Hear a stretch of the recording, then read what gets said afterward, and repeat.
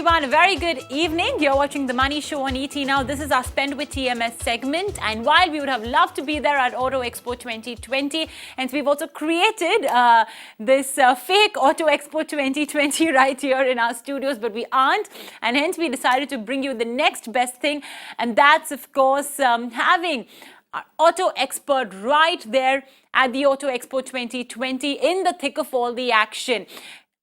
I'm joined by Kranti Sambhav to take us through all the happening, all the latest launches. And there have been a series of new launches as well. I mean, from what I look at it, there's the new set of electric vehicles that's gotten quite a boost. A Maruti Futuro EV, there's the Nexon, M&M has launched an eXUV. There's an MG ZS EV. There's the MG E200. And then, of course, apart from electric vehicles, we have our regular IC cars as well, all BS6, of course. So there's the Maruti's uplifted version or facelifted version of the Brezza and the Ignis. I have a new company, GWM, that's come out with a whole spate of launches. Not even sure if I can pronounce that. I'm going to leave that to the expert. MG has the Marvel X, and once again, more facelifts from Hyundai in the form of the Creta 2020 and the Tucson. So, Kranti, thank you so much for joining us on this edition of The Money Show. You're right there. You're in the thick of the action. Tell us, what is it that's looking most exciting? What can we expect in the car market over the course of the next 2-3 months? Perhaps more EVs?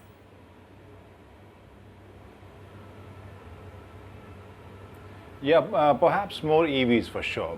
Because looking at this Auto Expo 2020, it's all about either concepts or electric vehicles. And we can look at Chinese manufacturers, we can look at Indian manufacturers. Everyone is talking about EVs, but they are cautious as well, because if you look at the infrastructure, not everyone is ready or willing to go for the expensive green vehicle, even if they are environment friendly. Plus, most of the products we have seen are, most of the companies are very confident that India is going to, get into that zone. Indian customers are ready, but they're still treading that, track really cautiously, because what has happened, if you look at Great Wall Motors, that's a Chinese company. They've just they've just showcased all their products. MG Motors, Mahindra, Tata Motors, or the opening event, that was Futuro E. Everything was, most of them were kind of concepts, and a few of the vehicles, for example, one vehicle from Mahindra and Mahindra, KUV, eKUV 100 or 100, the prices were announced, but it's not launched yet. So companies are a little cautious. So in coming 2 or 3 months, we might see few launches. For example, Mercedes is bringing the EQC first. They recently unveiled their EQ line, which is their electric vehicle platform. So they will be launching something like that sort. Mahindra will bring eKUV, but most of the EVs, what we are seeing, I think they'll take some time to get on the roads or in the market. Okay, one particular launch I'm very interested in is the Maruti Suzuki Brezza. I think it's something that garnered a lot of eyeballs when it was released in its first version itself. And now, of course, you have a brand new version that was launched, I think, just yesterday. What's that looking like? I mean, this facelift, obviously, I'm expecting will be a little more expensive. Does it come also with those add-on features? Yeah, biggest change or biggest challenge for Maruti Suzuki was the petrol version, because if you remember, Brezza only came with the diesel option, and last year Maruti Suzuki announced that they will not be bringing any 1.3 multi-jet, the engine they have sourced from Fiat. They won't be getting the BS6 version of that engine. So all the smaller vehicle or affordable, the cars which come in affordable range, they won't be coming with that diesel engine.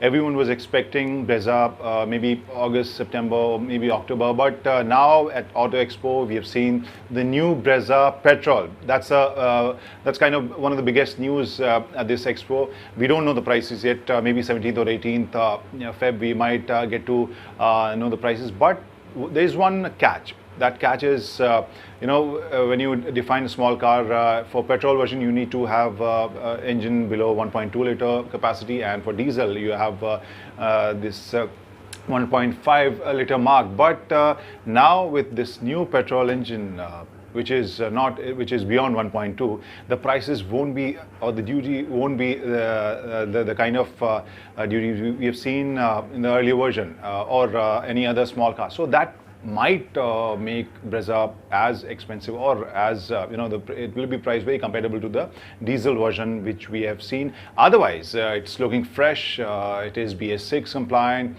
and I guess now Maruti is back in that compact or subcompact SUV category with a petrol engine in a petrol option.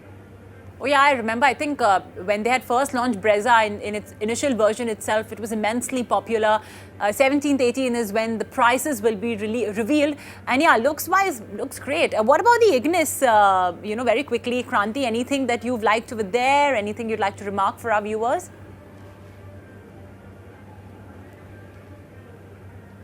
Ignis was always a surprise package, not only for the manufacturer but us as well. Initially, it didn't do too well, but now that is the kind of customers Maruti is looking at. A customer who is looking for some extra performance from a hatchback, and this was a peppy car, Ignis, in its earlier avatar as well. But now, which is again a very unique thing. Most of the times we've seen first 2 days, which are the media days, the Auto Expo, most of the launches are done. But today was the third day. Still, third day, Maruti Suzuki unveiled their new Ignis, which is again BS6 version, and it has a few cosmetic changes, especially the front, which is looking newer, much fresher, and I think customers might look at it. But again, in maybe a day or two, we might get to know the pricing as well. And after that, we can tell you, or we can talk to customers or our viewers how expensive or what kind of deal it is. But right now, it is looking pretty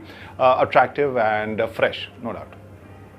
Maruti is not the only one resorting to facelifts. Even Hyundai, in fact, for that matter, for Expo 2020, they mostly have facelifts. So there's Creta 2020, again, quite a popular car. Shah Rukh Khan himself was over there, in fact, to launch the new version. And then, of course, you have Tucson as well, both facelifts. Kranti, what would be your review of these two?